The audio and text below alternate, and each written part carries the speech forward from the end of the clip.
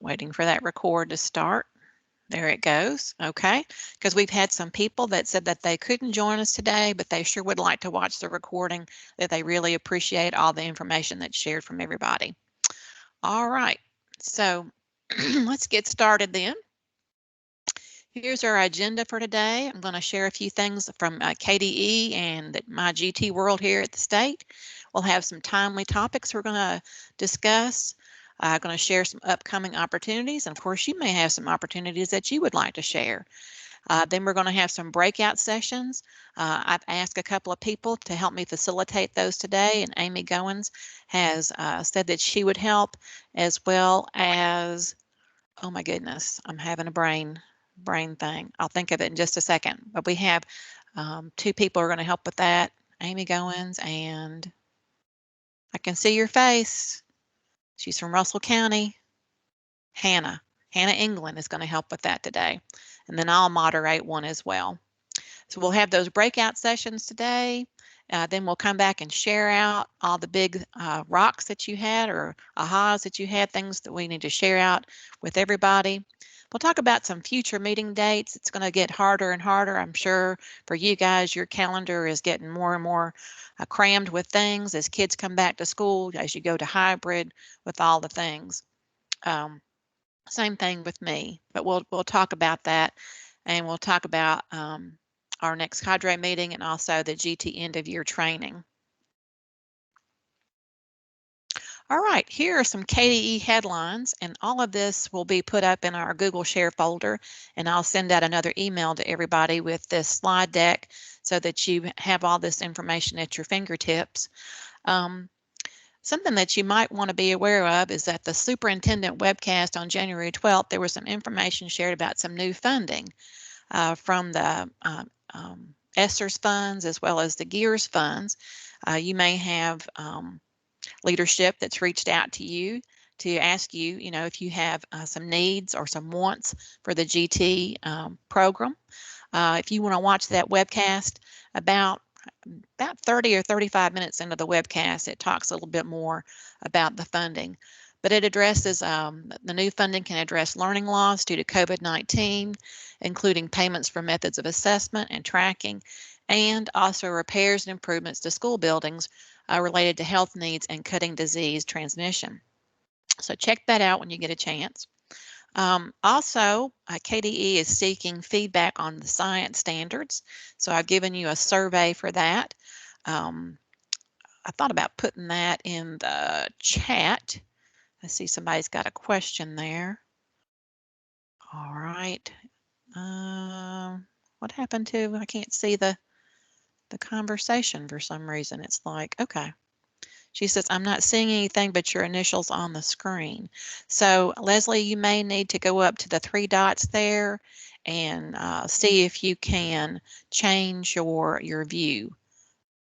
There's like three little dots there, and it gives you some different ways to view things. It might be a viewing thing. Also, it is time for 2022 Teacher of the Year nominations, and I've given you a link to that submission, and that's due February the 22nd.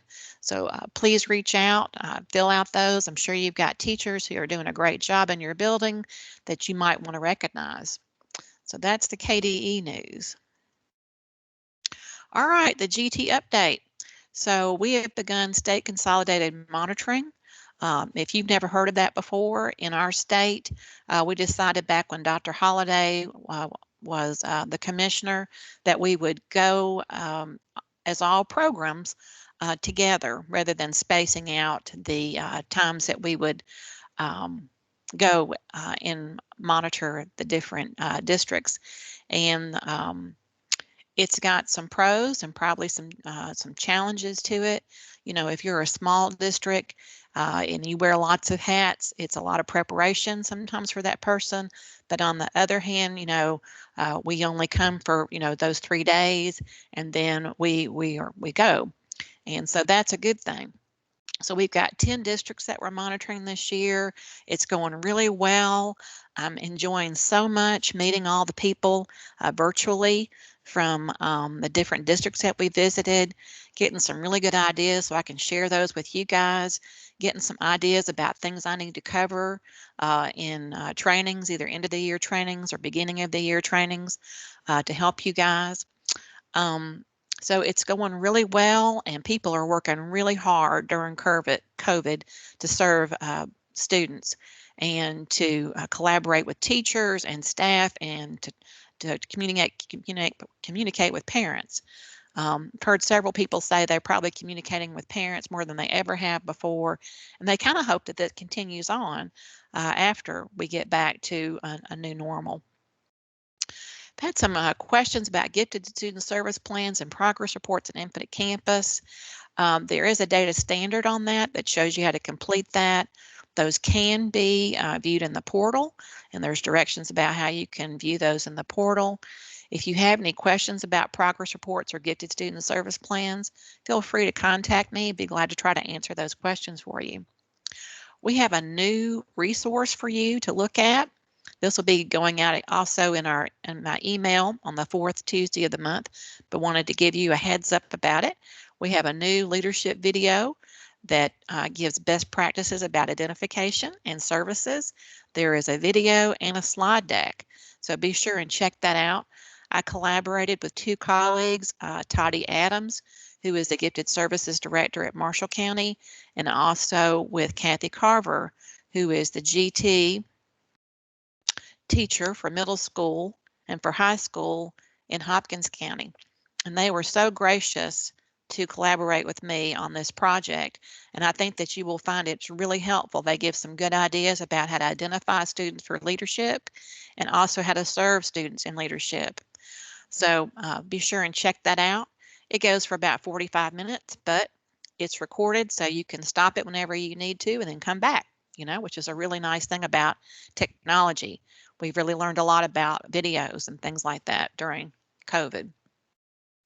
Also, just want you to be thinking about that preparation. I'm preparing, at least for the GT end of year training. And in talking with the GT Cadre leaders that I meet with once a month, they thought it would be a good idea for it to be live, but also for it to be recorded so that if people wanted to go back and watch it, they could, or if they participated and still had some questions and wanted to go back, they could watch it again. I'm tentatively thinking about scheduling that for March the 15th or sometime during that week. I think I've got some other things scheduled then, maybe on that Friday with the GT Leader Cadre, and maybe with you guys. We may have done a tentative thing there. So I can't remember if that's a Friday or not. You look at my calendar here. I was thinking we might cancel the GT Leader Cadre in our meeting for March and just let our end of year training be our meeting for that month, if that would be okay with y'all. So I'm kind of flipping through and looking at, so maybe move that to March the 19th, which is a Friday, and it would probably be it'll either be in the morning for a couple hours or in the afternoon. Some things to remember is, I'm trying to do this early enough to give you time to clean up your records, to make sure that those are all in order. And so that time would go from, March the 15th or 16th, whatever, to May the 31st. And then our end of year reports would be due June the 1st. How does that sound for you guys? Feel free to unmute yourself or type in the chat your thoughts about that. Don't everybody talk at once. Okay, I've got somebody. All right, people are saying sounds good. All right, good deal. So I know for some of you new people, this will be a new thing. There's generally 2 reports that are due. There's a summative evaluation that's due, that is kind of a report of how things have gone in your district. Also, there is a validation of records to make sure that all the information is correct for the school report card and other reports that we run. So probably will change that to probably March the 19th then, and either do it in the morning or the afternoon. I don't know about you guys, but I'm a little fresher in the morning, so it may be like we do from 10 to noon. All right. Does anybody know of anything that's going on March the 19th? You know, I know ACT goes on sometimes during March, and if anybody knows of any scheduling conflicts, y'all let me know, because I know that's really important. Of course, it'll be recorded, so it won't, hopefully won't, if it conflicts with people's things, hopefully you can just watch it later if you need to. Here are some upcoming opportunities I wanted to make you aware of. So January the 29th is the deadline for Title I schools free access to the Louisville Ballet's Moving Stories. So I got an email about that a couple of days ago and wanted to make you aware of that. You may have received something too. Also, don't forget February the 3rd is CAGE Virtual's Gifted Education Proclamation Day. Dr. Glass, Commissioner Glass will be, he has recorded a speech for that. Looking forward to hearing from him. February the 5th, the Center for Gifted Studies has got a mental health and gifted students program that you can participate in. February the 13th is a free professional development on inquiry and social studies classroom from the Kentucky Historical Classroom. They've always got some really good things going on. And so check that out. They've got some additional resources such as Back to School with the KHS video and also some other virtual experiences. February the 17th, we've got the Idea Festival, Bowling Green, which is hosted by the Center for Gifted Studies. That'll be online this year. And I don't have the attached flyer there, but I can put the attached flyer in our Google folder so you can see that. And then also February the 23rd and 24th is the CAGE Annual Conference and Administrators Institute. And I left out one thing, so sorry about that, Dr. Roberts, if you're on today. Also February the 9th is the Administrators Institute. So you can go to cagegifted.org and check that out and register. All right. I was trying to bring up my hand there. Right. Thanks, Josie, for reminding us that. But right, it's February the 9th is the CAGE Administrators Institute. So check that out. All right. Does anybody else have any other opportunities they want to share about things that are going on? Anybody?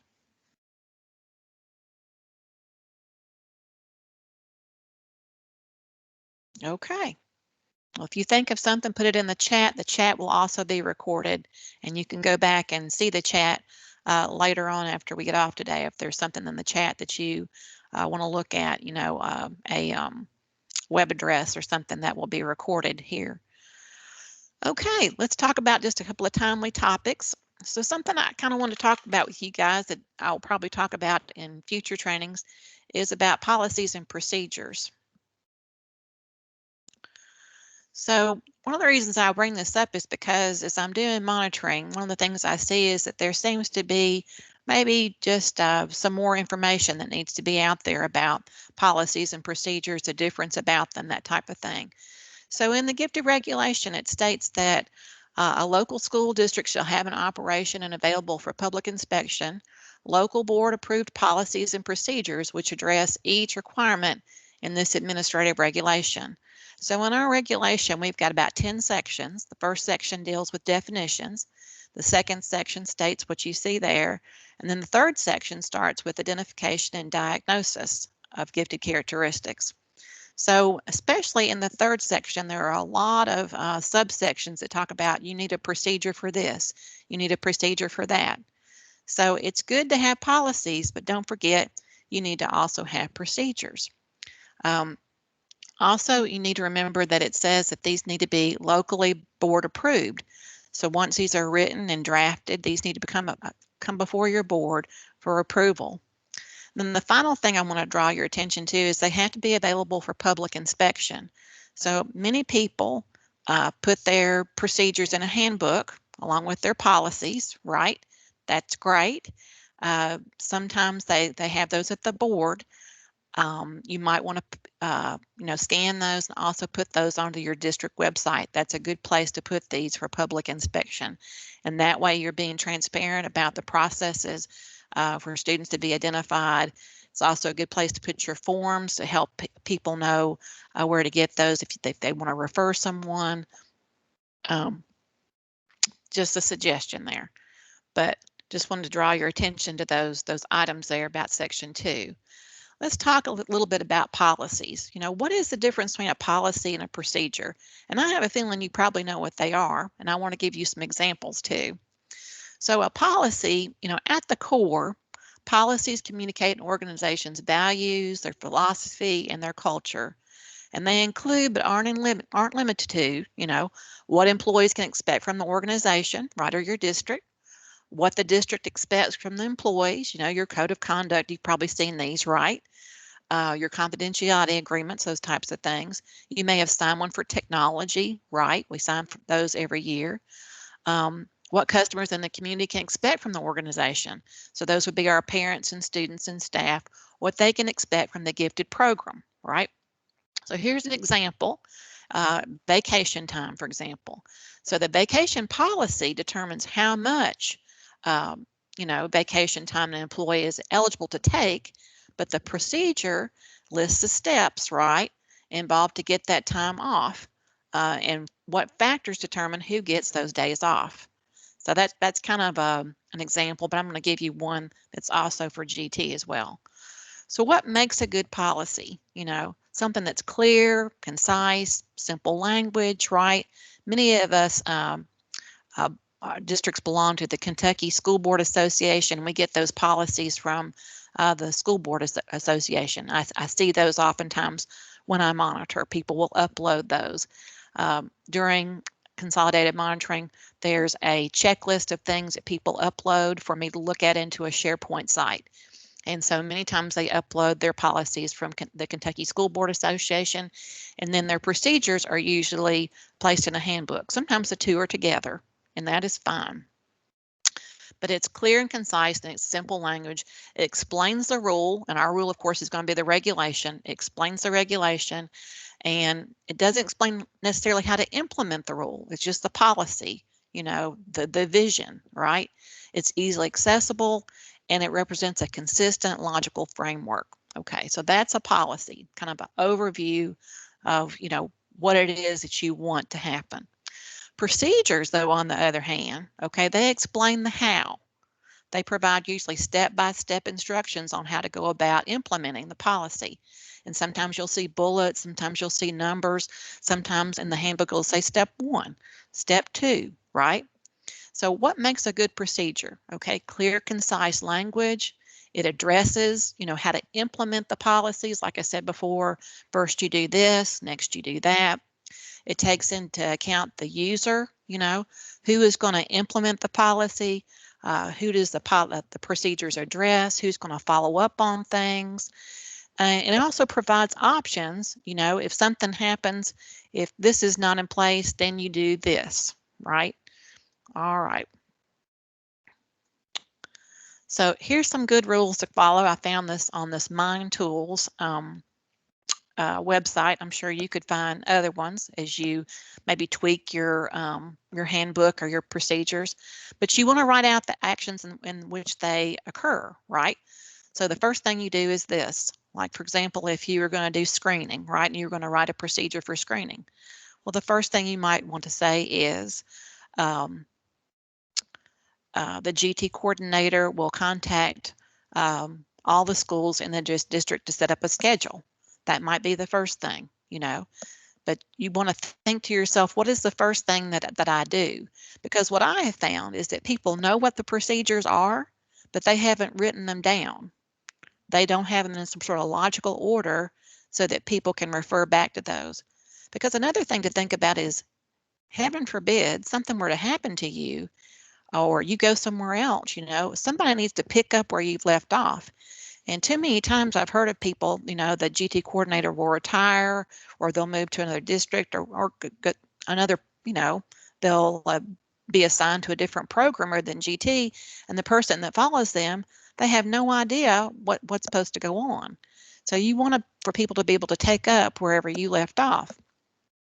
You want to avoid having too many words, right? That can just be too much for people to wade through. For example, you instead of saying add to cancellations tab on the spreadsheet rather than supplement the existing records on the spreadsheet with these new ones, try to be concise about your language. Use the active voice rather than passive voice. For example, place the file in the administrator's inbox rather than the file should then be placed in the administrator's inbox. Start with that verb and go, this is what you need to do. Use some lists or bullets. Those are always really helpful. I find those to be very helpful because it gives those steps to come in order and it helps you be clear and concise, I think. You don't want to be too brief, right? Because that can not help people know what they're supposed to do.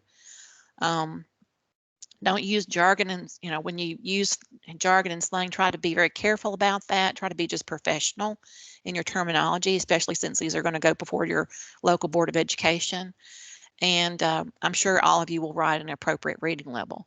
But those are some things to follow and to think about as you write your procedures. So here is our regulation about identification. This comes from Section 3, subsection 2. And this is the regulation.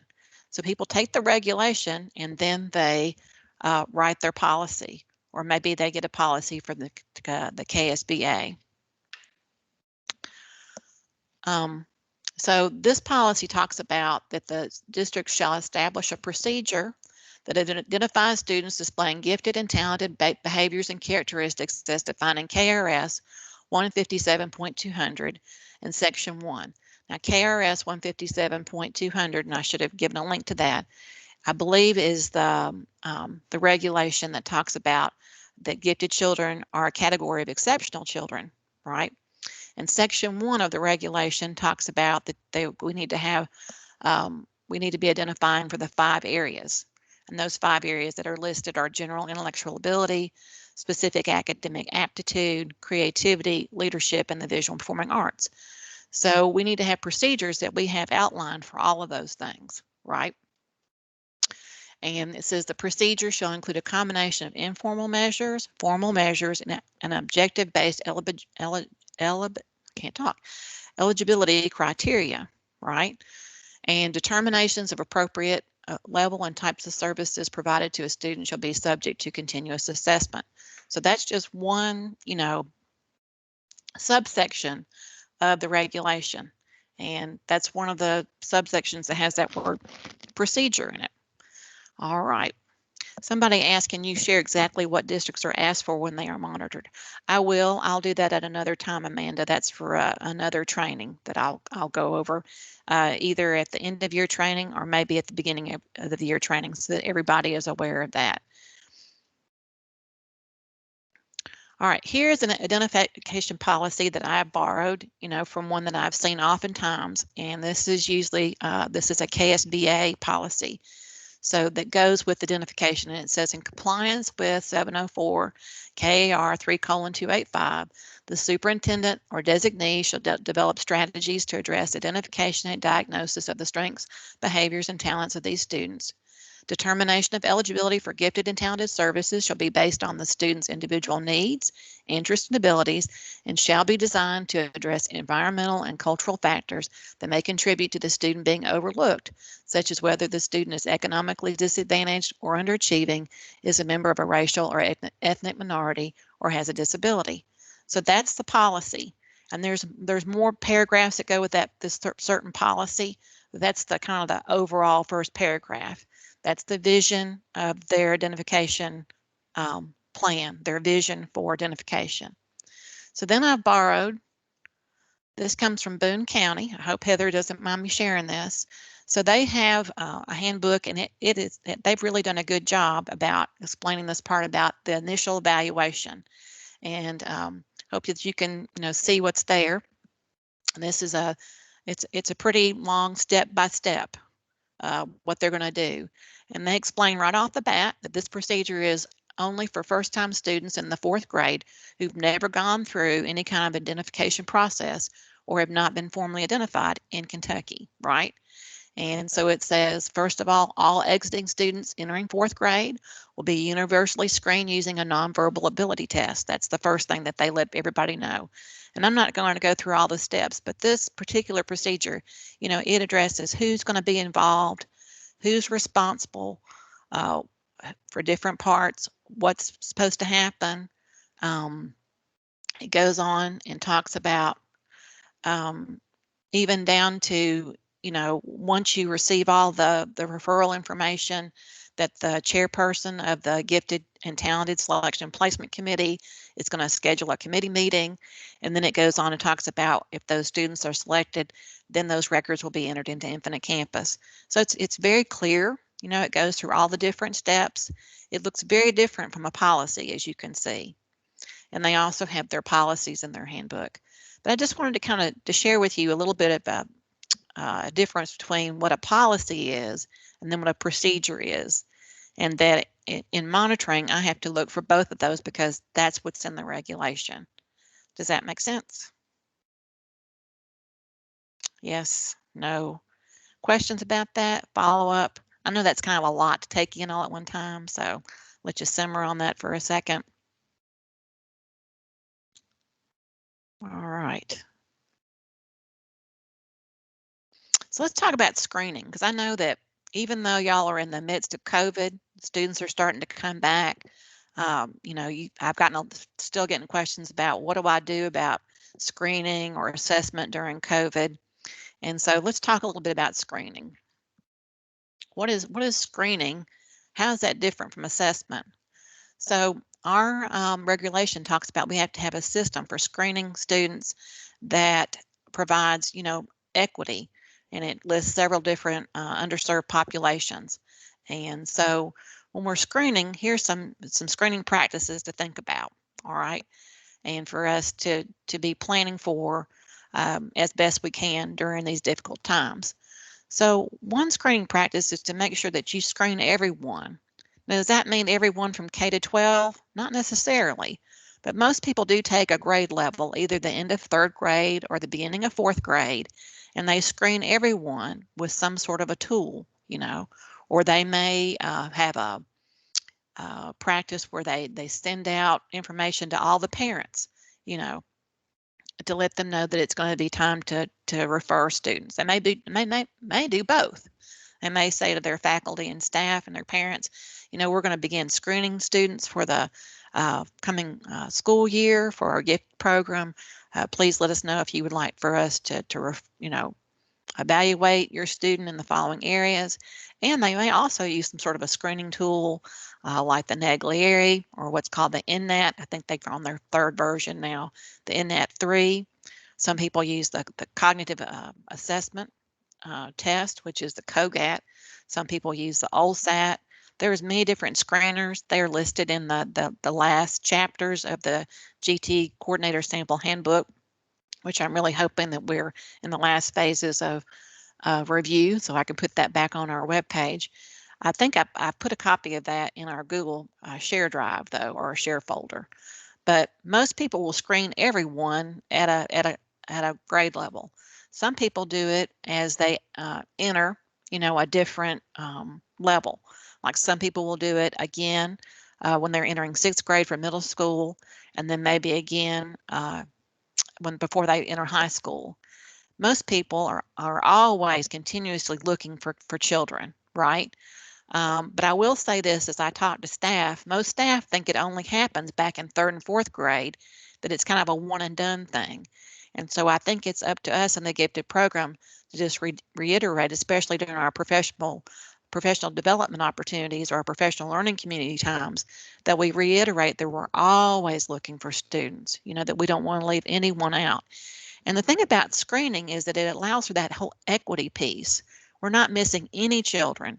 If you only let those children be referred from a parent or a staff, we may be missing some students that aren't getting referred, or parents that don't know about the program or aren't sure what the program's all about. So when you screen everybody, you're making sure that that whole equity piece is in place. Also, you want to think about screening students who are new to your district when they transfer in. When you have those relationships with your enrollment faculty, and you make sure that they know that when you got a new person that they let you know that so that you can screen them to make sure that they're not being missed as well if they haven't been, evaluated or assessed in another district or from another state for that matter. For language, arts, and math, many people use the diagnostic assessments that they have in their district to help them flag students or help see those high achievers in their district, those high flyers. Some people, like I know people use MAP, there's iReady, there's STAR, there's many diagnostic assessments out there that districts are using to help with that. And then some districts use a cognitive assessment to assess with the area of general intellectual ability. So like I said before, they may blanket test, all of the end of third grade students or fourth grade students. And then they sometimes use those subtest scores for verbal and quantitative ability to help them further assess for maybe language arts and for math. There are many scales and out there that can be used. There's like the SAGES 2, there's the SIGs, I forget what that stands for, scales of interest and talent. I don't know, somebody might know more than I do. There's all kinds of scales, and those are listed in that GT coordinator sample handbook. Also, people can use state assessments. Now, I know we haven't had any state assessments for the past year, but they are planning to hopefully have a state assessment. We'll see how that all rolls out for this spring. But if you have those state assessments, I know that they're criterion reference, but they can help you look for those high achieving students. It wouldn't stand for that ninth stay 9 on a nationally normed achievement test that we're required to use by the regulation, but it can help you find those students so that you can further assess them for those different academic areas. So any questions about that? Looks like I have a question from somewhere. Okay, all right.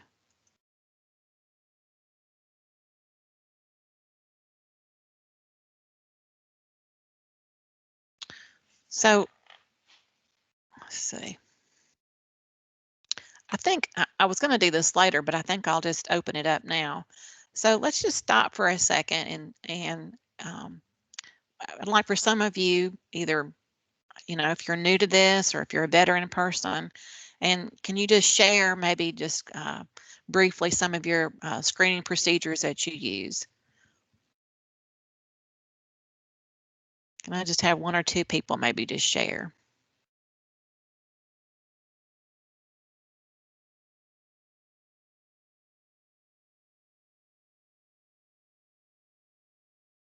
Nobody wants to share?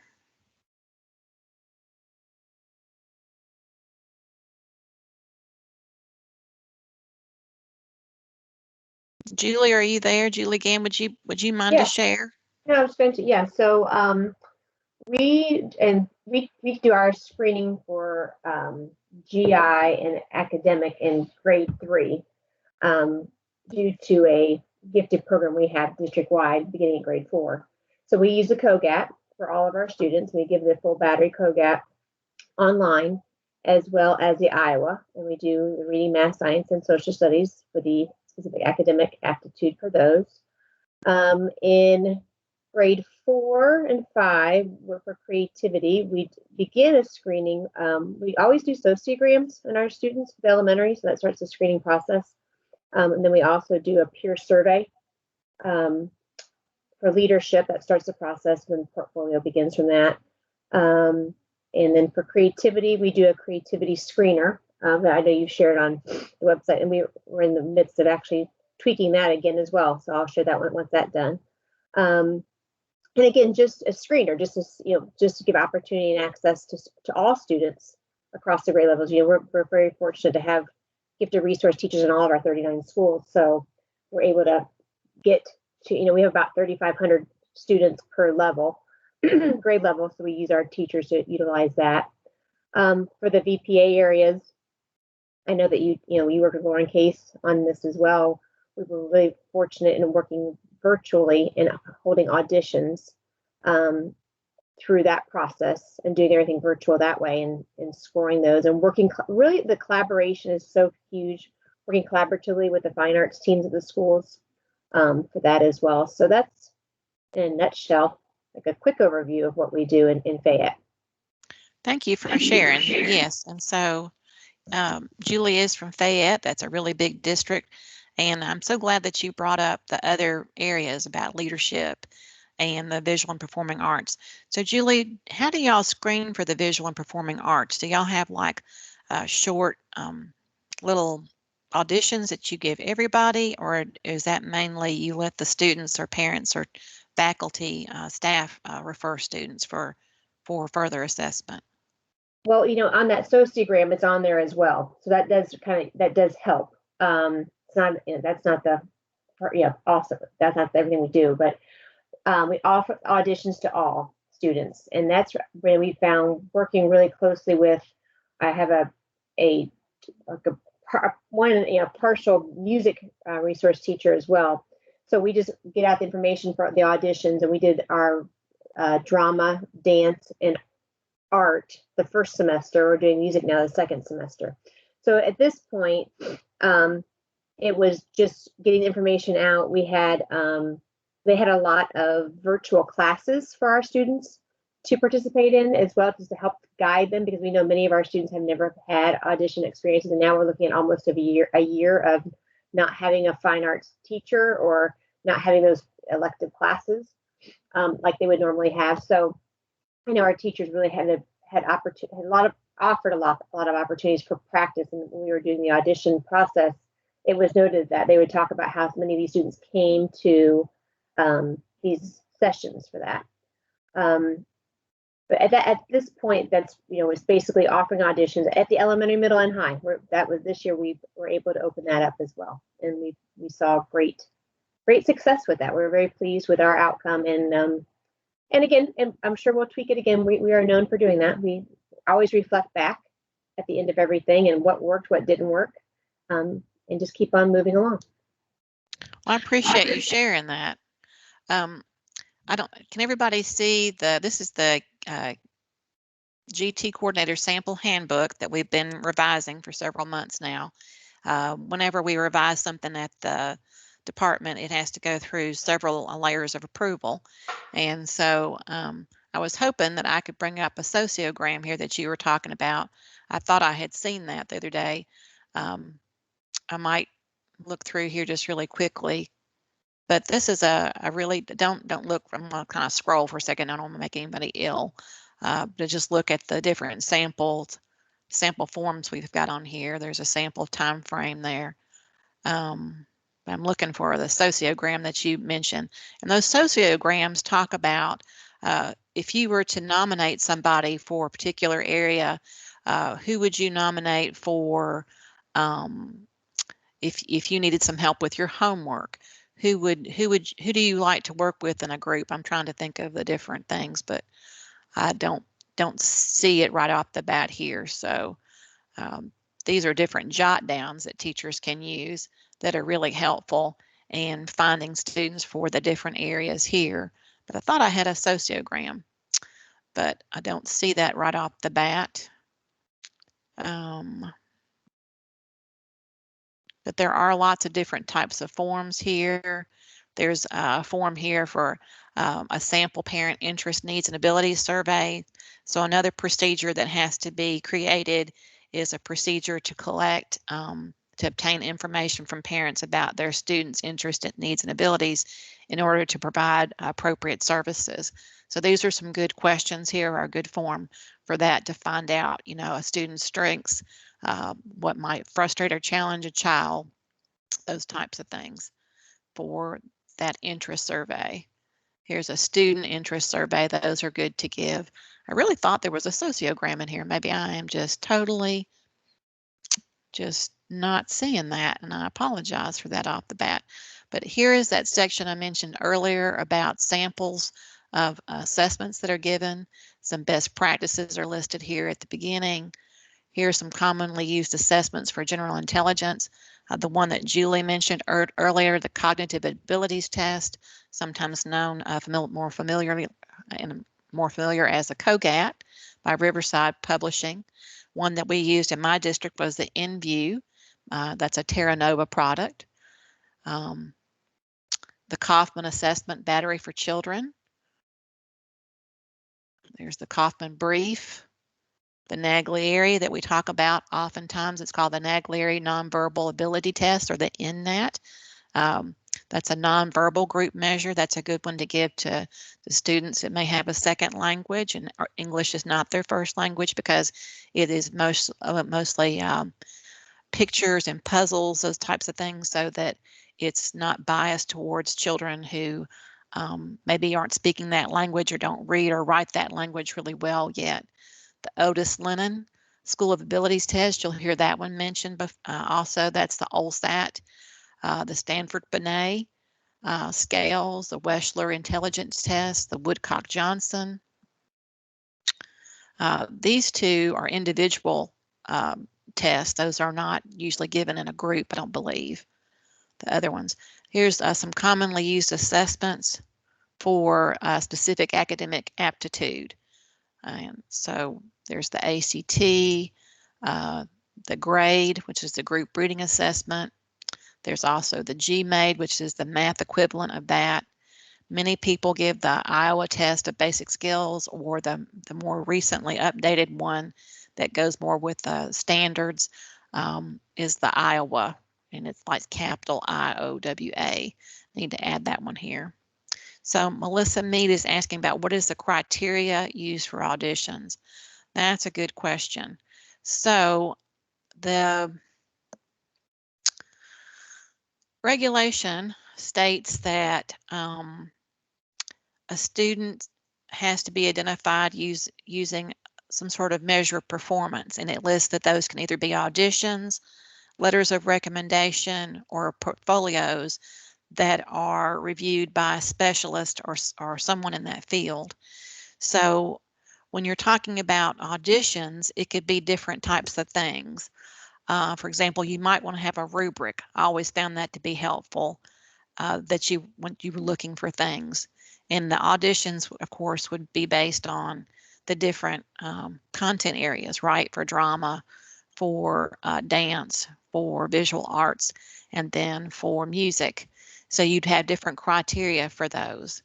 I have some rubrics that I could share with people. If y'all would like for me to share those, I would be glad to put those up in the Google Forms. We could do that. Julie, do y'all have any criteria or rubrics that you might want to share too? Yeah, we're very careful. We have SCAPA in our district for the special school.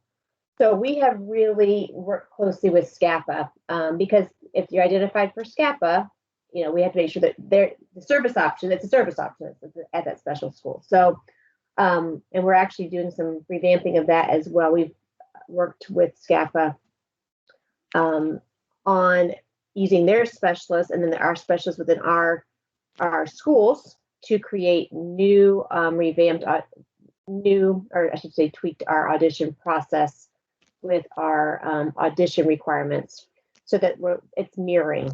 The SCAPA auditions, those rubrics are online, and we are going to be putting our rubrics on our website as well. Does anybody else have any rubrics that they've got posted anywhere that they could share or could talk about?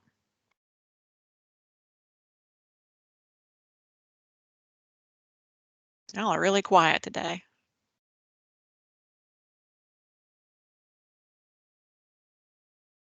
All right. Well, if you think about those things, I'll share mine. I think the thing I would caution you about is that I think when you look at these rubrics, you might also want to think about those students who maybe come from those underrepresented groups that maybe have not had all the opportunities that some of our students had. And you may want to think about maybe tweaking the ones that I share. I think they need to be tweaked, that's for sure. There's some really good things on them, but I do think that it would be important to think about our underrepresented student groups. Jesse says, we are working on our VPA rubrics, and once I have something, I will send them to Kathy. That'd be awesome. Thanks, Jesse, for sharing that. Julie, were you going to say something else? Yeah, I was going to say, we really found, as we have expanded this process to all of our schools, the raw talent is amazing. And when students that have never had any type of experience or exposure, it looks different. The raw talent is different, and that's something, as we look at those our underrepresented populations, that special consideration process, that regulation, is for that. So definitely, not sticking, you may have to look differently and the whole child, and looking at that raw talent rather than the lack of exposure that they may have had prior to that audition. Right, and that's why it's so important to have people from your building, your fine arts specialist, or people from your community come in to help you with that, because they'll be able to spot that raw talent. Yes, they work with students who have all levels of ability, but that's something that you're able usually to point out from children from an early age on up into high school, children that have that spark, that have that special gift. Amy's asking, does anyone have a schedule of what they test, screen at each grade level, time of year, etc., that they can share? So there's a schedule on this GT Coordinator Sample Handbook. Amy, I'll just share that we usually waited until spring to do that, and we would schedule those auditions, screenings at the school level first, and had a rubric, and then if they've had a certain score, then they moved on to the district. Where we would do another audition. We would audition usually, I think it was around maybe the end of April or so. I know with all the diagnostic testing and the state testing that goes on, I don't know what those are going to look like this year, that you'll want to, schedule that for whatever's good for your district. Julie's sharing her link for the audition process there. SCAPA stands for the School for Creative and Performing Arts. So she's sharing that with you. Does anybody else have a schedule that they want to share about, when they do their testing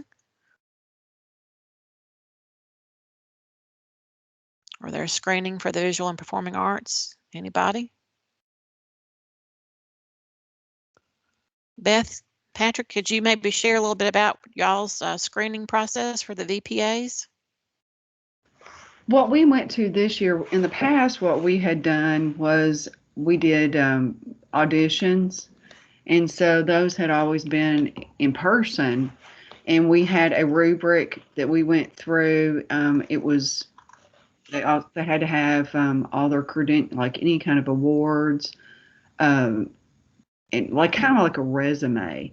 And then we would do auditions and videotape those. We used to do them live and have our adjudicators right there.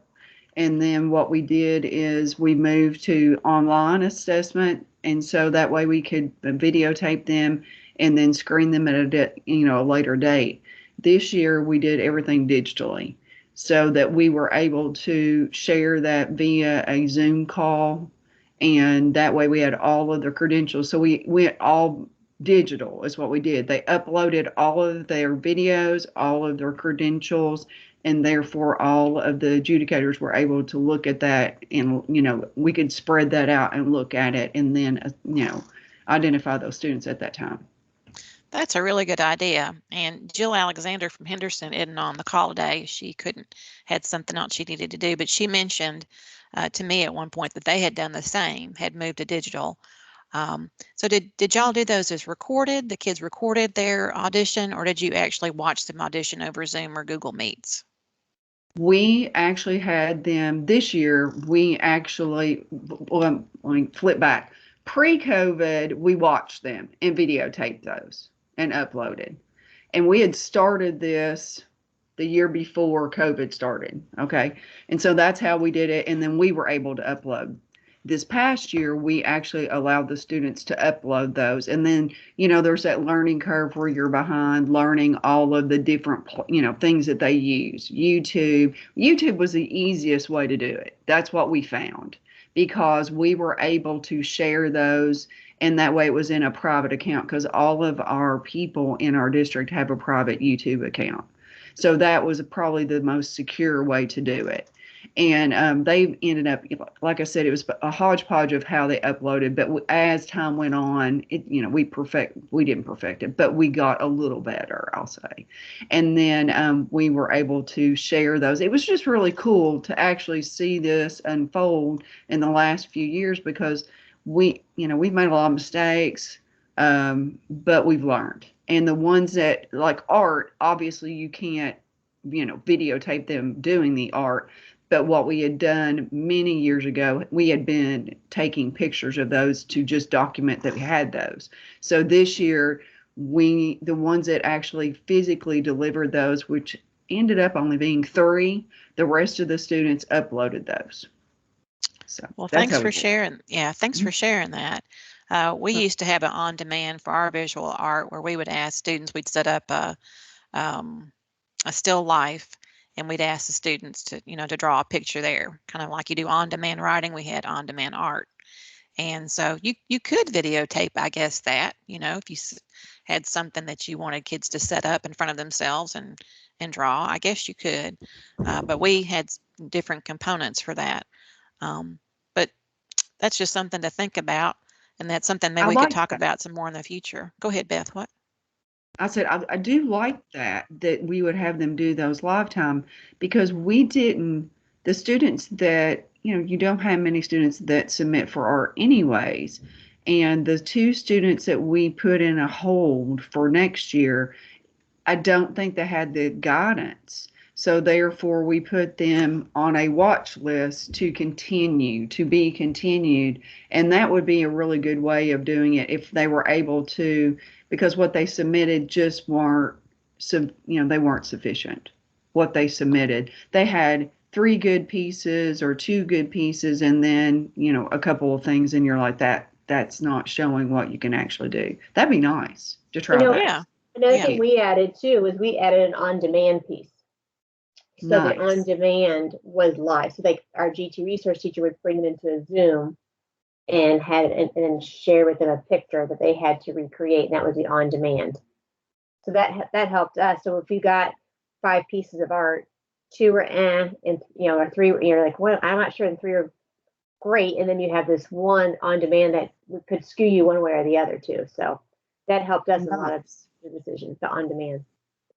Right. And thank you, Julie, too, because I did go to SCAPA and actually look at those rubrics, and we're moving more that way just because we want to be, to get the best talent. The dance people that submitted this year, the submissions were actually professional.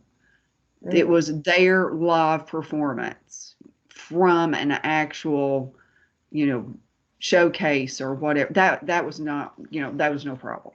Right. Oh, good.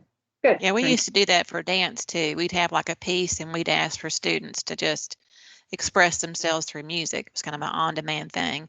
And then the second part was we would have a specialist who would do a really short choreography piece, and they'd work with the kids for several minutes, and then we'd see how quickly they picked it up. That was another part of that process. And then the third part was that they had a dance piece or a music piece or whatever that was something that they had worked on, and they wanted to perform for us, and it was limited to like 3 minutes or so. So you could do all of that digitally if you wanted to. But appreciate y'all asking these really good questions. Just trying to look over here in the chat to see if I missed anything. Jesse says that Colorado Education Department has some VPA audition rubrics. Thanks, Jesse, for that. Of course, all of the things that you see in the chat, when you come back to this link, you'll be able to see those in the chat. Those will be there for you, so they don't go away. They're always there. It's kind of a historical piece for you guys. And then Jesse says that they're looking at adding on that on-demand piece. So thank you for sharing. I apologize for putting you and Julie on the spot, Beth.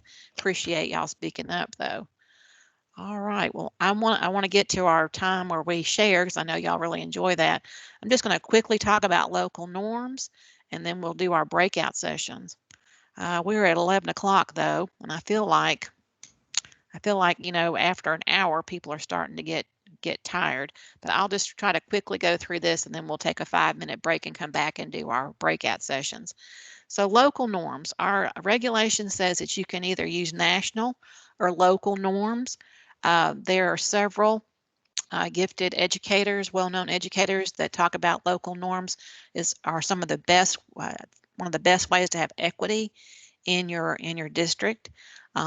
As you may or may not know, GT sometimes gets the bad rap or reputation of being kind of an elitist program, that we only cater or identify those students who come from more affluent or a certain ethnicity. The white students in our districts are our teacher students. So this is one way that that you can also provide equity in your district. So I'm going to talk a little bit about local norms. So first of all, what is a local norm? So a local norm allows you to compare students in a group, in a school. So like some people do it for their district and they don't find anybody at the district level. I think you really have to drill down to your school level in order to look at your local norms. I think that's where it probably will work the best.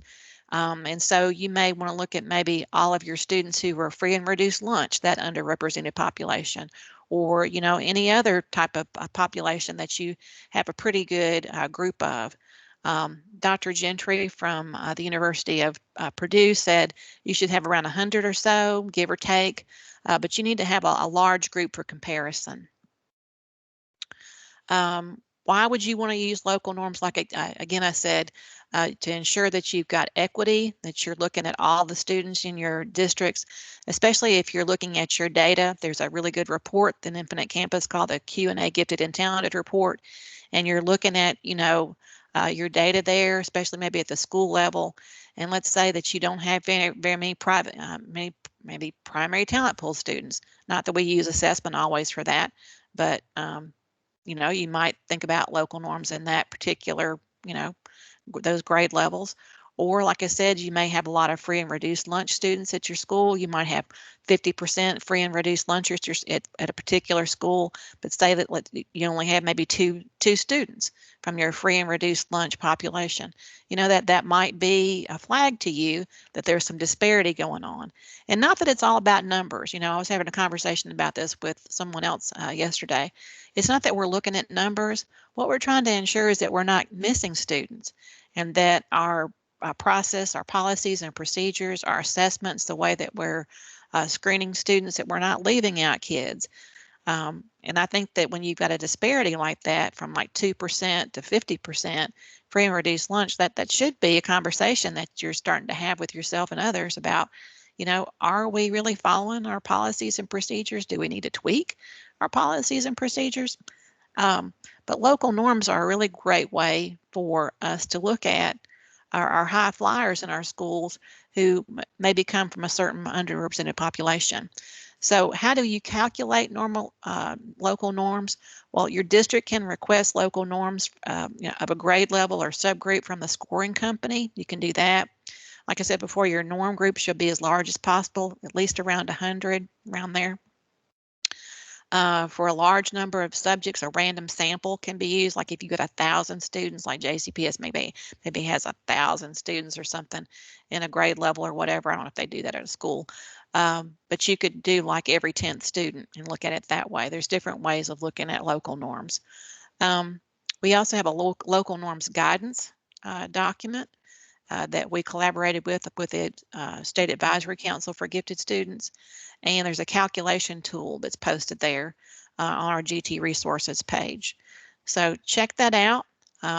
Look at your data. See if that's something that you might want to consider in your district. And if you've got any questions about that, let me know. Students still need to be at the 9th stay 9. Now that cut score is going to be different, right? Because you're looking at a local norm, not a national norm. And also, students must score still, like I said, at the 9th stay 9, but like I said, it's going to be a different score, and they still have to have those 3 evidences. Let me show you how that looks in Infinite Campus. So if you decide to use local norms, you're still going to click the 9th stay 9 box, right? You'll select whatever assessment that you used, and then you'll select your other 2 assessments, your other 2 evidences there, and then you also want to check local norms. That's really important to select that there. All right. So before we get into the discussion, I'm glad we've had some good discussion already today. Any thoughts, comments before we go and take a short break? No? Sometimes it takes a minute for things to get typed up. All right. Well, I'm going to give us about 5 minutes here. I'm going to put up a timer if I can get that going, and we'll come back here in about 5 minutes. It's Friday. Our brain isn't working. Well, that's funny, Beth.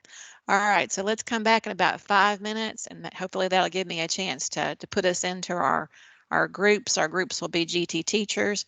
Our other group will be GT coordinators, and then we'll have a GT coordinator and teacher group, and I'll try to get us divided into those groups. So here we go. There's our 5 minutes. Can everybody see that countdown thing there? I hope. Okay. So come on back and join us for our breakout sessions.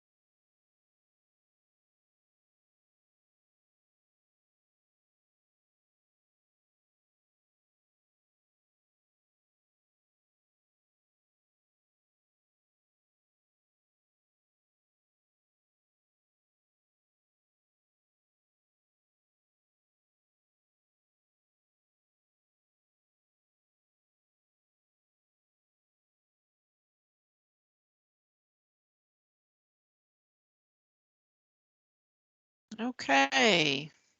Looks like our time is up there. So, hope we're all back. I've tried to put everybody into a room. Some of you who are GT teachers and the GT coordinator, I ask you guys to stay with me and we'll have a conversation.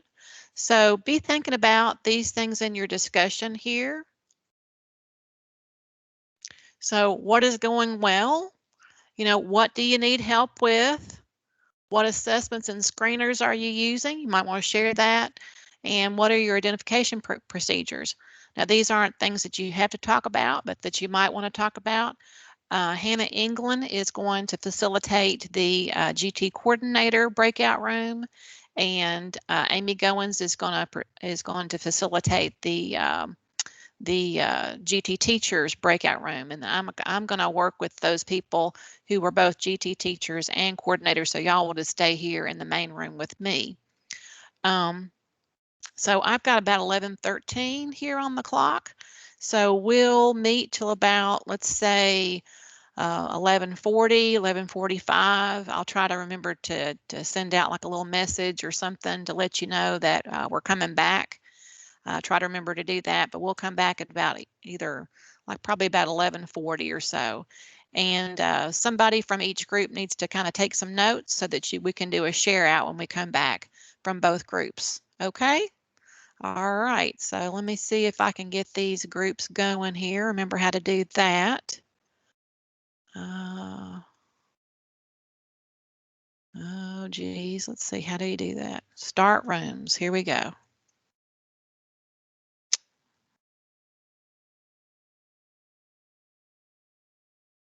All right, so those rooms are starting, they're opening. That ought to be good. All right. And then I have all of you lovely people with me. So, all right. So, Kim, I hope you don't mind being with me. I know that you're not a GT coordinator or a GT teacher, but I felt like you could maybe help me facilitate this meeting, so that's good. All right, so we still have several people left in our group here. So, yes, Amy, you didn't go. Amy, it didn't send me to my breakout room. It sure didn't. Let me see if I can assign participants. Don't know why that didn't do that. It says that I assigned you to one. I don't know why you didn't go, Amy. That's really weird.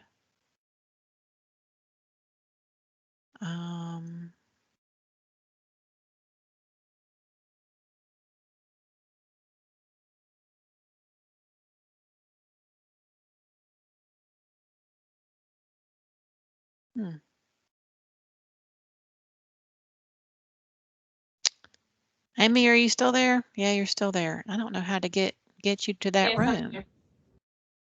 Huh. It doesn't say anything about a breakout room or anything on my end. Well,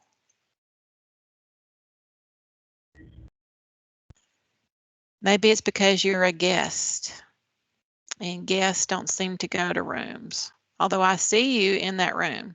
I can see that you're there. Let me see if I can go in that room. I don't know if I can or not. I don't think I can. Am I in a room? Yes, you're supposed to be in the GT coordinator room. I don't know why. That's okay, wait. I did. Amy, I can't figure out how to send you there. It says that you've been assigned there. Should I maybe try to go out of the meeting altogether, then come back in and see what that does? You could try. Yeah, I'm sorry. That's fine. Yep. Kathy, I hope you don't mind, but since I'm the coordinator and the resource, I didn't join the room. I stayed with you. Is that okay? Yeah, that's fine. That's fine. I'm sorry we're not having a discussion here, that I'm having some technical issues there. So, No worries. All right. So hopefully we can get Amy back in there. Admit. Okay. And then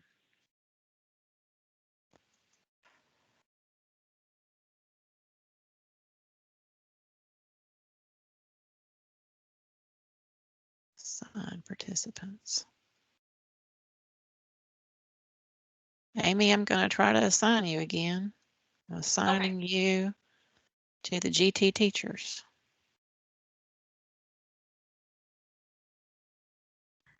And Yeah, then this is the same for me. This is Sherry Muehlman. I'm sorry. Can you, oh, wait. Amy is still here with us. I don't know why that is. I don't know. That's weird. Well, Amy, I think you're just going to have to stay with us and I can make an announcement, I guess. Not sure if I can do that.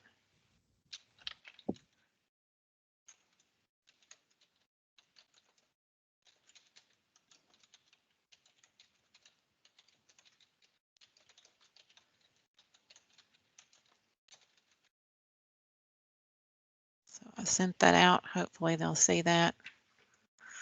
All right, so Amy, you're just going to stay with us. I don't know what's going on there. I'll have to figure that out. This is the second time I've tried to use breakout rooms, so sorry about that.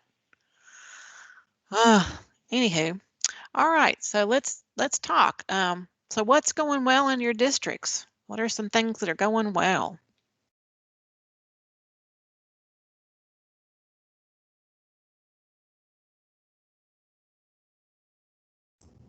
So feel free to unmute yourself or comment, however you want to do that. Okay, Leslie, go ahead. Well, I just opened up classes to obviously all of my kids and just have them at staggered times each day. So kids who have scheduled meets with their teachers don't have to worry about missing it one day. They can come another day. And I just send out a schedule of what we're doing with entire book groups or book clubs and math that we're doing and writing and some social studies. And I have a pretty decent participation. It's nothing as like what it should be, but at least kids who want to still meet with me are able to. That's good. So you've opened up some meeting times to get together with groups of students, or are you doing one-on-one? It's groups of students. It's all day, every day, even on NTI days, and I have I've blocked off some resource time to kind of help students who are struggling with the virtual learning to make sure that they're getting resources that they need. I've been reaching out to parents, home visits, you know. Sounds good. Anybody else want to share something that's going good?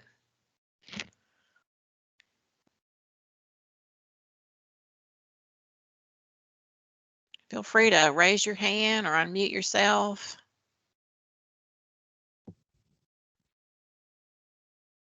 All right. What about things that you need help with? What are some things that you could use some ideas or some help on? Hey, Kathy, can you hear me? Yes. Hey, this is Lee. I don't know. I couldn't get moved either. I couldn't. I sort of had to step out, so I don't know if I'm in the right group. But anyway, I think y'all can answer this question. Obviously, what most districts are doing a hybrid, and I was just curious if any of the districts are, because obviously the state guidelines with bringing in small groups when school's not in session. Of course, we just went back to our hybrid schedule last week. But we were bringing in small groups of kids, not really gifted kids, but kids that were at-risk kids as far as helping them. I'm just curious if any of the districts are bringing in any of the GT kids. Our day would be Wednesday, where it's the off day. If they're bringing in them in person, um, on, like for us, it'd be on a Wednesday. If they're doing that, bring them in small groups. Obviously, the guidelines is, no more than a couple hours. And I know most districts are targeting, those at risk, but I'm just thinking maybe as far as doing this with some GT kids, especially in the middle school. So just thoughts, ideas, anybody doing anything along those lines or have been? We are not bringing in groups for class, but we did bring in small groups to do our screeners to make sure we weren't going to be leaving anybody out. And so I'm not sure if that helps or not, but it worked really well. And we just spread everybody out. We did no more than 9 kids because 9 and then the teacher made a group of 10, and the parents were on board for that. They brought, of course, everybody wants to get their kid in GT, so they were really excited. Kids came in for that. They wouldn't come in for STAR testing, but they came in for GT testing though. Right. Yeah. I was sort of really, and I agree with what you're saying. I was sort of more focused on those kids already identified, where we can provide some, some more in-depth services for them. So sort of what I'm thinking. Yeah, we've been putting their materials for their lessons in plastic bags, and then the parents can stop by the school and pick them up, and they have been picking them up, and then they do the lesson online from home, but they have the materials available. That's how we've handled that. Say that one more time, Sarah. You said what about the materials? I'm sorry, Lee. I didn't mean to interrupt No, you. you're fine. We're not bringing kids in for GT lessons. So our school is face to face, but parents have the option to stay home and work virtually. And so those students who are working virtually, in order to get them some lessons, we've put the materials for the lessons for primary talent pool and for STEAM. That STEAM is our 4th through 8th grade gifted program. We've put materials that they'll need for their projects and experiments and lessons into plastic baggies, and then the parents can just stop by the school and pick them up. We're not mailing them unless somebody requests that. And then whenever they stop and pick them up, then they'll have them for the week, and then the child can get online on the Zoom. And the teacher is actually in the classroom with students, but she opens a Zoom link for those kids who want to participate. So it doesn't cost her time on her schedule. She's still able to keep up with her schedule and not have an extra lesson that she doesn't have to do it twice. She can do the same lesson for the first grade once, and then the first graders who are at home can still sign in and join her. And she's had really good luck with that. And I've watched a few of her lessons, and they're fabulous. And she's just done a great job with it. And the kids are engaged and they're able to participate. It's been wonderful. Yeah, I'm just trying to think of something that we can get where, obviously we've got a sort of a high percentage of our kids on virtual all week. And of course, our setup is we do it's a Monday, Tuesday group, and then we have another group Thursday, Friday, and then obviously Wednesdays are off day. And I'm really thinking about maybe open it up to any of our GT kids that expressing an interest of coming in, anywhere between an hour or 2 hours on Wednesday, where I could have our teachers schedule that. And, obviously this starting off at the middle school, we have 2 middle schools where these sort of in small groups, say 2 or 3 kids. I just want to get our kids going in that direction of getting back, coming into the school building as much as possible. I like it, but I do like your idea as far as the concept there. So anyway, I'll shut up. No, Lee, no need to shut up. Appreciate you sharing and asking that question. That's a good question. I know Heather Hicks is in a different group, but I know that they have been working on, like you said, screening all their students, and then her plan next was to work on those the academic areas, and they've been bringing in small groups to assess and test. So you could get together with, I'm sure Heather wouldn't mind to share with you kind of their plan if you wanted to talk to her about that. I've had several people reach out to me that just wanted to know if there were other people screening, assessing, and I've assured them that it has been really challenging, but people are working at it when they can, so good question. What other kind of things do y'all need help with? I apparently need help with breakout rooms, but that's beside the point.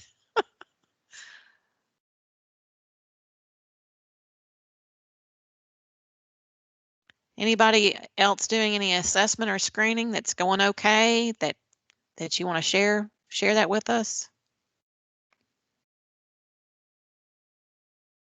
Okay. Well, when you are, able to screen and that type of thing, what kind of screeners are you guys using?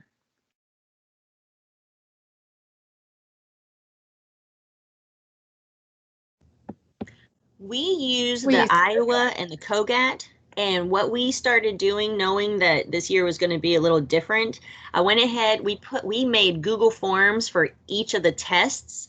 And the way that we made it, students were not allowed to be on anything else other than the test that they were taking. So they took each test in class in front of their teachers.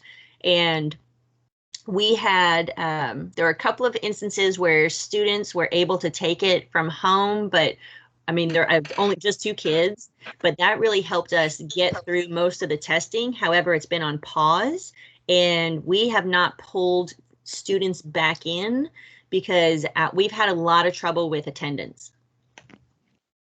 Thanks for sharing that, Leslie. Somebody else is going to say something. Go ahead. We just use it, Murray, we use the COGAT testing. Like I have the list of, students that need to be tested, but it's been too, we were out since Halloween where we didn't have any in person.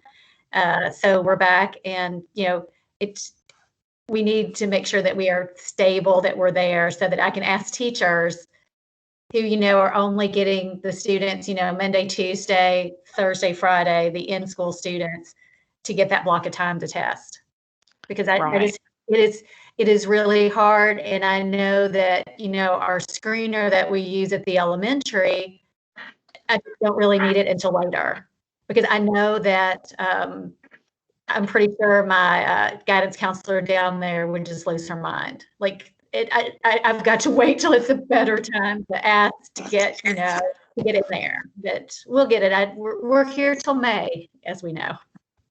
Right. I totally get that. I've heard that said from several people, Sherry, that they are trying to be as sensitive as possible since their people have not been in school very much. So I totally understand that. And I'm sure they're all probably all kind of just waiting and being very careful and being very sensitive to that.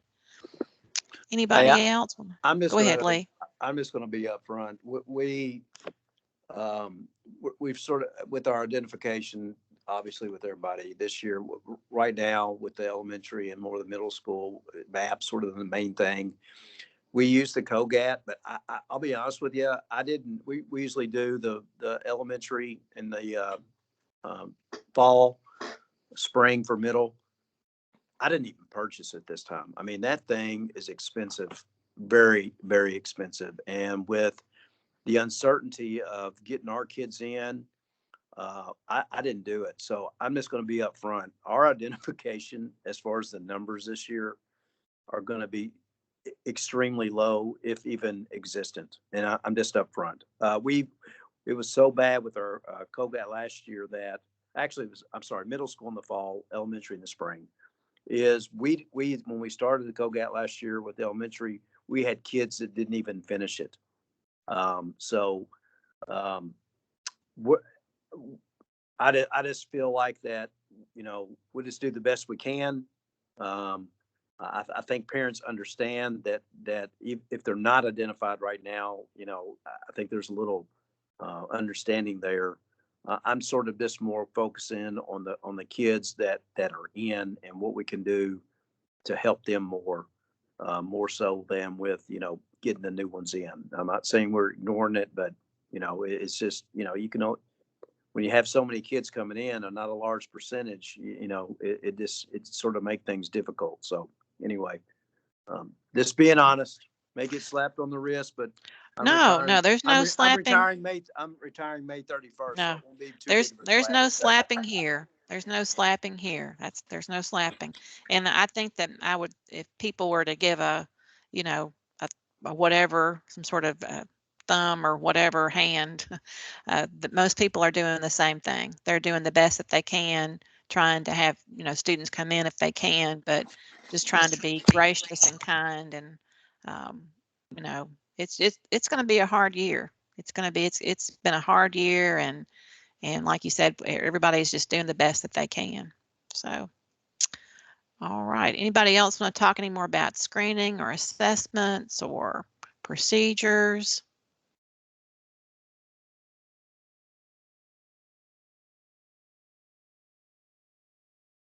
All right. What about resources?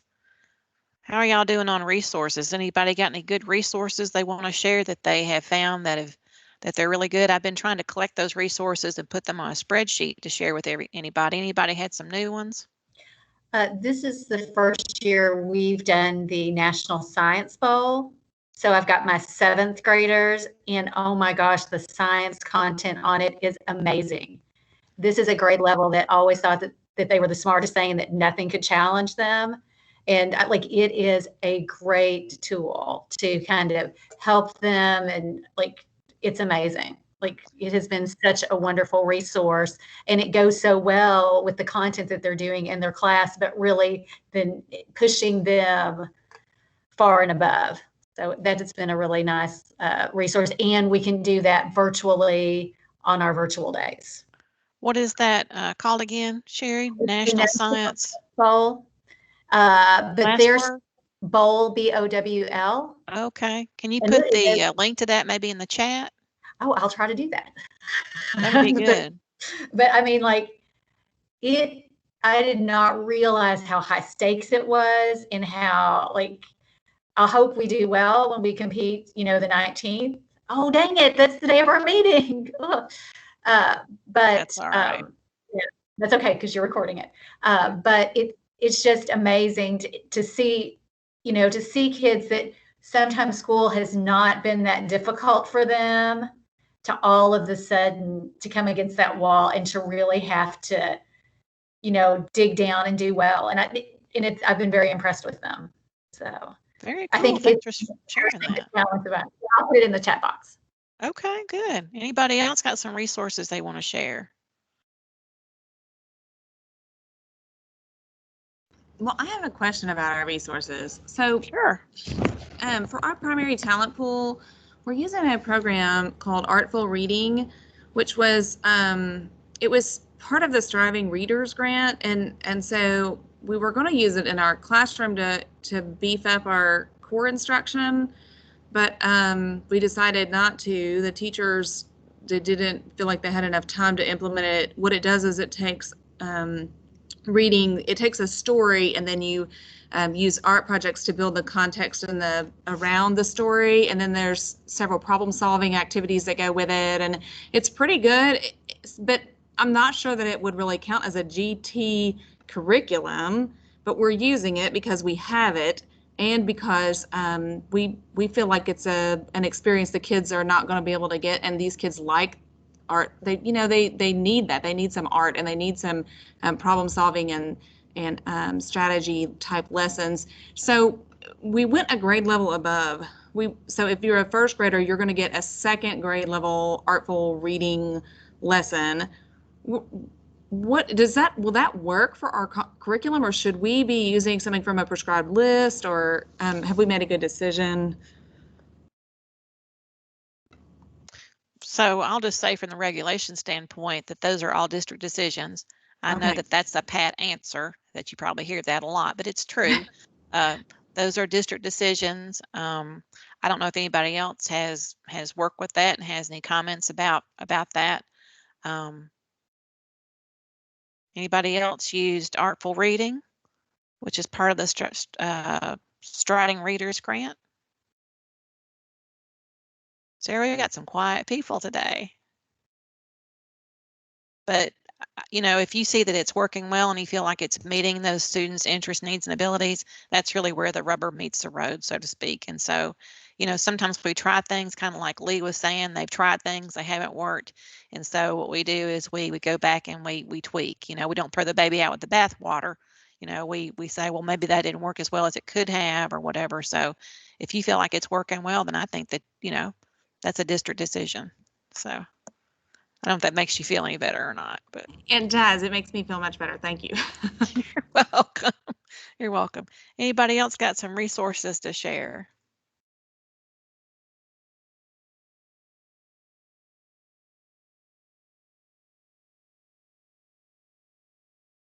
Got several new people that are on. Yes, I think I heard somebody. All right. Is there anything else that y'all want to talk about? Just because I've put those things up on the slide doesn't mean we have to talk about them. We can talk about something else if you want to.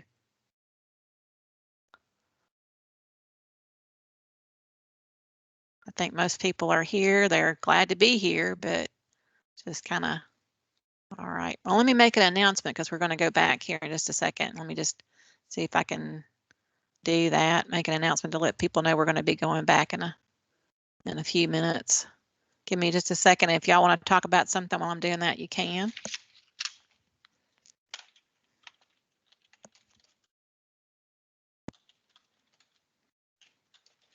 Got about 2 more minutes. I'm going to give them kind of a warning there.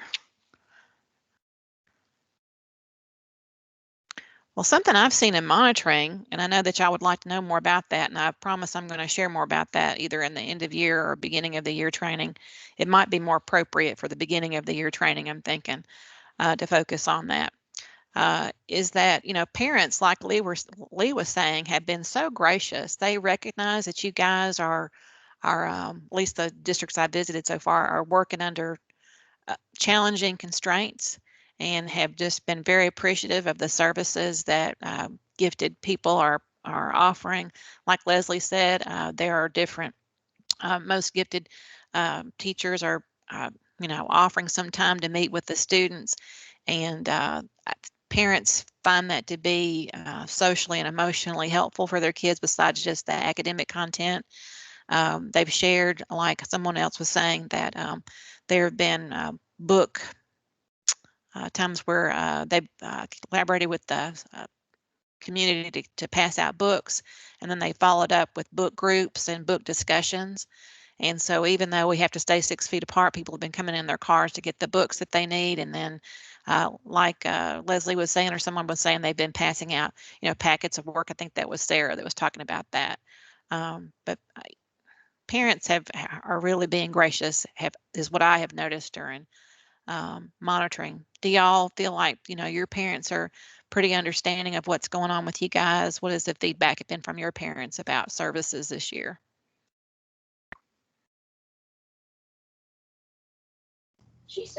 Mine are very appreciative that their kids have just something else to do outside of their daily routine of do these 5 assignments. And we even started like just an art club. And one little girl, like her mom was like, she just needs an outlet. So we do art every Friday morning, which is our NTI. And like at 2:30 this afternoon, I have another kid, and we have a new class called Cooking with Jackson. So he's so excited. He leads baking sessions every week, and kids join in. And I mean, it's just something different for them to do, but also, lots of critical thinking. So it still falls along the realm of GT, but it's not just work. Right. Well, it's time for us to go back. I'm sorry that we don't have any more time to talk, but I'm going to close those rooms, and then people will come on back and we'll share out. So give me a second to close those rooms, and hopefully we won't lose anybody.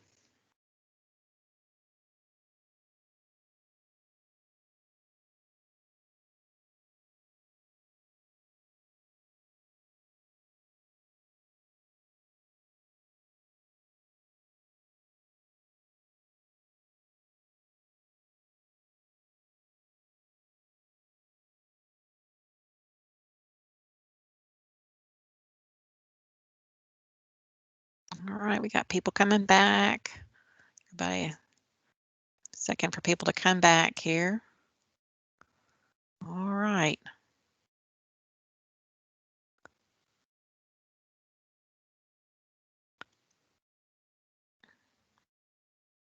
So thank you for coming back. I hope that y'all had some good conversation in your rooms. Amy, so sorry that did not work for you to facilitate the GT teacher group. I'll have to figure out what's going on with that. Not sure what happened there. So, but thank you for being willing to do that.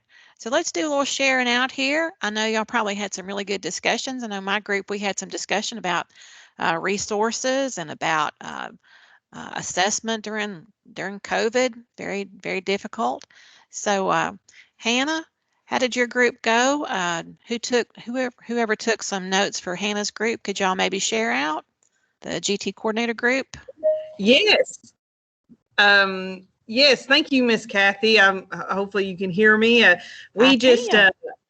felt like, I mean, I was just in a room full of veterans that I just learned so much. And so I was so thankful for that opportunity. And they were just, with their wisdom, having great ideas. And I kind of feel like our conversation led toward the kind of the arts identification. We had Miss Julie from Fayette County. And so we kind of asked her some more questions about what she was talking about. And one thing that she said that I loved, that she said that they've kind of gotten away from like a cut score for the auditions for the arts and really focused on the potential. And that kind of addressed the equity issue. Like if you have a student that's not been fortunate enough to have private lessons, but the potential is there. And so I really appreciated that. And then we talked a little more about the use of like the leadership sociograms. And I believe it's Miss Heather. She had talked a great idea that she says in their district that they had kind of used after the results of the leadership sociograms, that they would kind of do a pull out of those 4 or 5 students who showed up and kind of worked with them to develop that, and then would give them the opportunity as 5th graders to develop that leadership portfolio. And then before they went to the middle school to see if this was something that they wanted to pursue or their cup of tea. And I thought that was wonderful, because many times, you know, it's usually a parent that will come to us saying, hey, I think my child's in leadership. I'd like what does he need or does she need to do? And you give them the papers, and it's kind of like the family gets the portfolio together. Whereas if you give them that whole year to develop it, then kids who truly take that initiative could, like she had mentioned, maybe instead of recess, they go read to the 1st grade classroom, and they take that initiative to know that, okay, I need to show leadership in my school. How can I do that? I mean, I just felt like, wow, that was great. And then, Miss Beth Patrick from Somerset had spoke too about, and they had said using some of the leadership sociograms through the Google documentation instead of tallying it. And so, and I think Miss Heather said this too, and I meant to ask her, and we left, but she was able to do the drop down list from Infinite Campus onto those Google Forms, so that the students could just pick a student, which therefore they wouldn't forget anyone. They could scroll down, or the spelling of the student would be there, and a student who maybe is a perfectionist and couldn't spell it would just maybe decide not to write it down. So I thought that was genius. So I just really enjoyed that, my group today. And every day. I don't mean it like that, but every day. No. That is genius, using those drop downs so you don't forget anybody, or if you afraid you might spell somebody's name wrong, although I don't know that 3rd or 4th graders really think about that as much as you and me, you know. But yes, thank you for facilitating that group. Some great ideas there. Okay. And again, I could not get Amy in her group. I don't know what it was, but who picked up that leadership role for us today in the GT teacher group? It ended up working out, and when I got there, I just kind of picked up. Oh, okay. Amy, please, did you take notes, or did you have somebody that volunteered to do that? I did, but I don't know if anybody else did too, and they're welcome to throw in anything. But a lot of things we talked about was what was going well, and that we were moving to working on testing with AB, and that was one of the biggest challenges, is trying to figure out where to catch up on identification. And Miss Diane Wade said that she was using a lot of Google Forms, and that had made things a lot easier for them.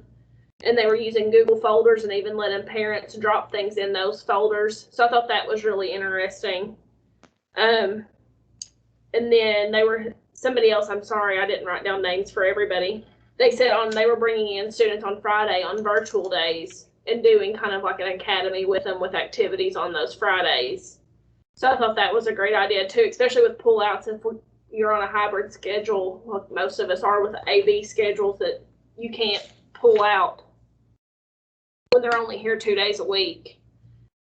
And then Miss Susie mentioned an author visit from Kenneth Davis. I'm so glad she mentioned that again because I had talked to Hannah about it, but I had forgot about it. And he talked a lot about COVID and making a connection to his book about the Spanish flu. And then we kind of talked about wanting to know about leadership activities coming up and what we can do. So we were excited to hear about that video. Sorry. That's okay. Can I ask a question about that really quickly? I'm super, super, super duper excited that you mentioned that. Who is that? Who is that that's talking? Oh, Amy Goins. Yes. Oh my God, Amy, that's great because were you in my session? This is Kim Surgett. Were you in the group that I told them about Kenneth Davis and everything? I was not. I've not done it. It was actually Hannah and Susie from Russell County, so they may be able to talk more about that. Yes, we don't care to share. We were in another meeting a while back, and that's how we heard about, he offers free Skype sessions. Yes. And he was just phenomenal. We had a session with him yesterday, and the kids showed up and they enjoyed it. And you just fill out, Miss Susie's going to post the link in the chat. Right.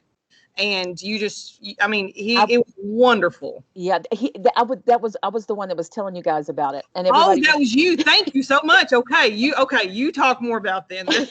No. I'm thrilled to hear that because I'm trying to encourage.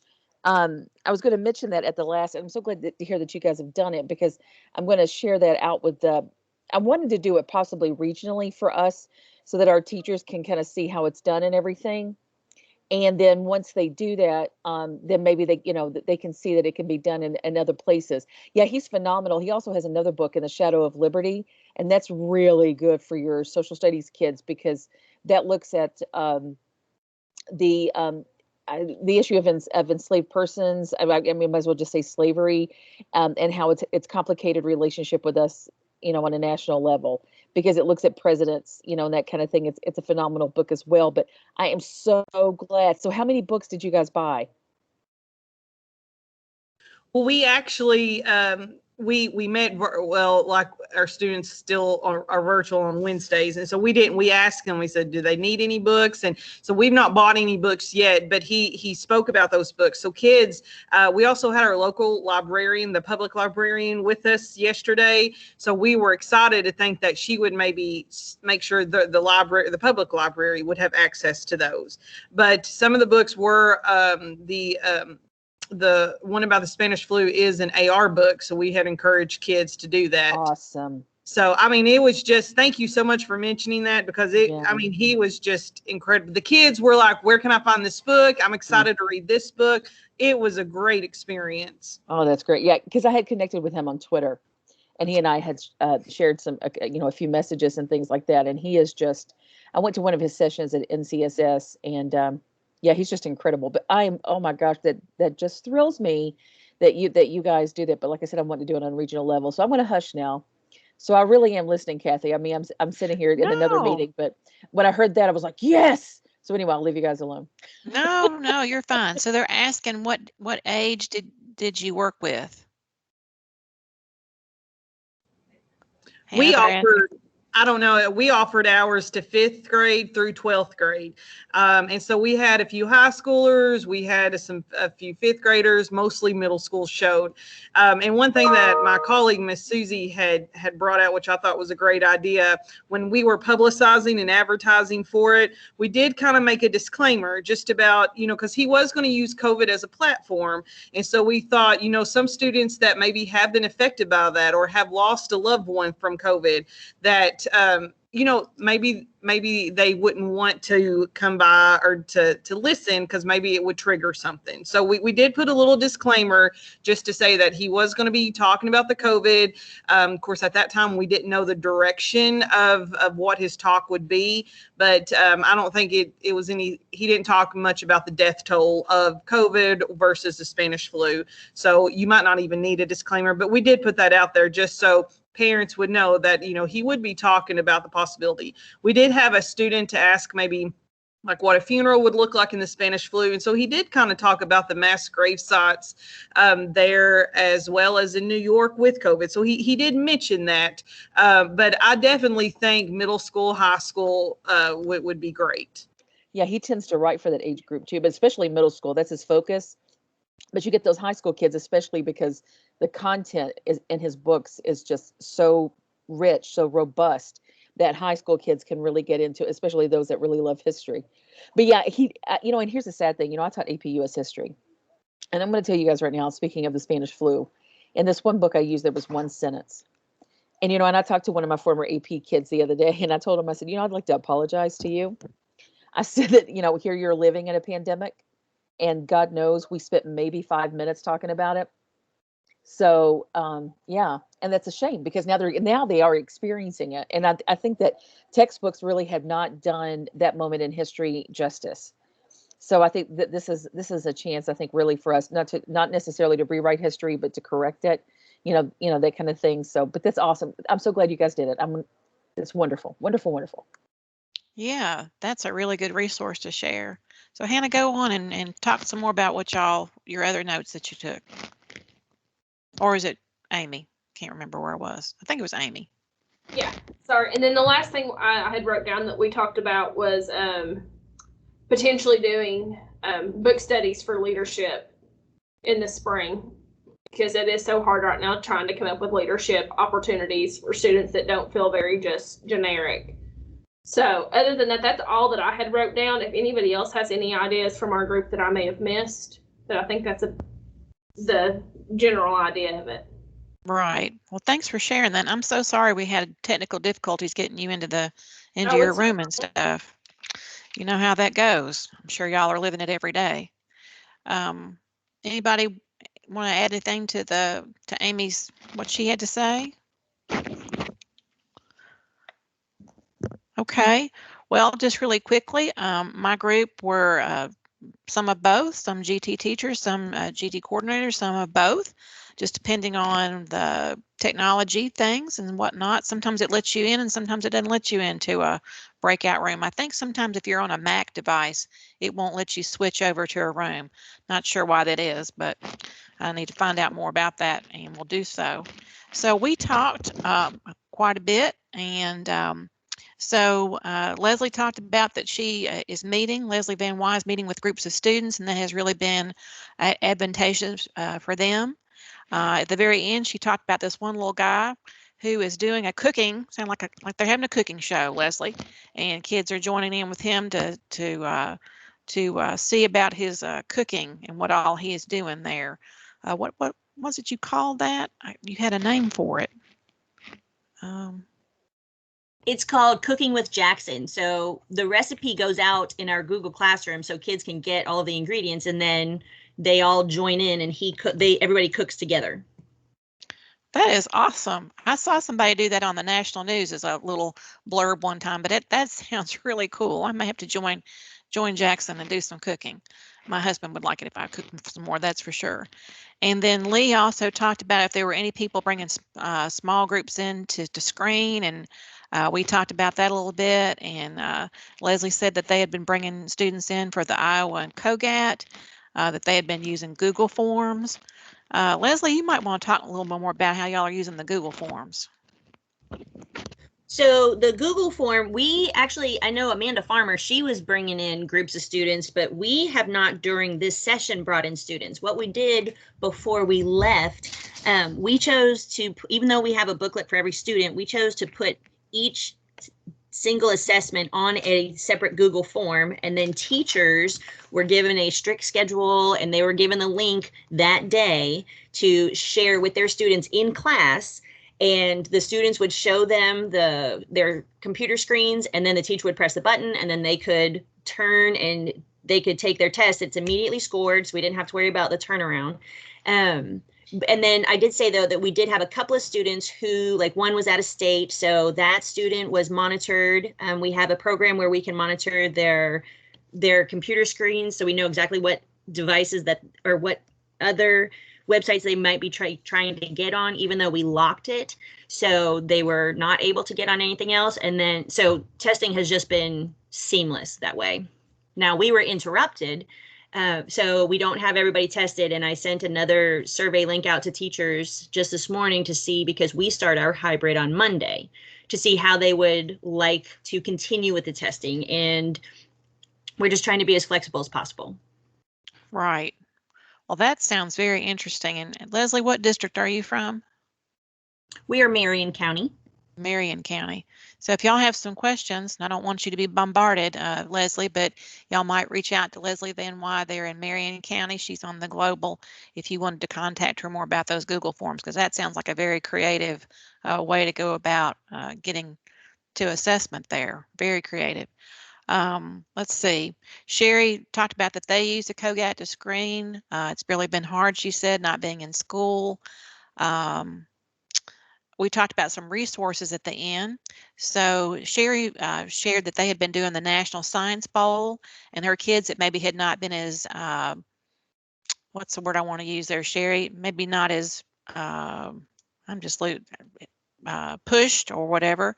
I have really enjoyed that. She says the competition's coming up March the 19th, which may be our GT end of the year training, but she says they're really looking forward to it. Sarah Jennings asked about artful reading, which is part of the Striding Readers Grant, and she was asking about, did people feel like that was a good program to participate in as far as curriculum for kids? She said they're doing a grade level above. We talked about that those are district decisions, but it sounded like if they were meeting students' interest and needs and abilities, that would be, that would be a good idea. I shared that in my monitoring visits that things were going really well and that parents had been just appreciative of all the things that GT teachers and staff were doing for their kids. They especially liked the Zoom meetings where they're meeting with them and talking with them, and the kids are being allowed to be kids in those meetings. And then again, Leslie shared about the Cooking with Jackson, which I thought was really interesting. So glad we had a really good meeting today. We've shared a lot of stuff here. We've only got just a couple of minutes left. Does anybody have anything else they want to share? Let me just plop up my slides here really quick before I forget about these things here. Share this with you. So don't forget that we're still looking for people to apply for the advisory council. Even if you yourself are not interested at this time, please remember that we're still looking for gifted and talented coordinators, teachers, elementary and middle, parents of gifted students. We also need a parent who's on a school board. So if you know anybody like that, that would be great. We're looking for principals, elementary, middle, and high. We're looking for people for visual and performing arts, and also people from the private business sector. If you're interested or if you know somebody, please direct them to Meg Gessner at the Commissioners Board of Commissions and Boards or something like that. And this information will be in our Google Drive. Here's our Google Drive folder there. The presentation will be in there. Don't forget, I did apply for ELA credit. I haven't heard back from that department, but hopefully I'll have that soon as well. If you need some ELA credit, I'll be putting that in the folder as well. So anything else you guys want to share for the good of the group? Thank you so much for coming today. I hope this has been beneficial for you guys. I'll be sending out information about our next meeting, which will probably be the end of year training. You guys are doing a great job meeting the needs of your kids and whatnot. Thank you for all that you do. I hope you have a really great weekend. Please take care of yourself. And I'll just stay on for a few more minutes in case anybody needs something, but y'all are free to go. Have a great rest of the day.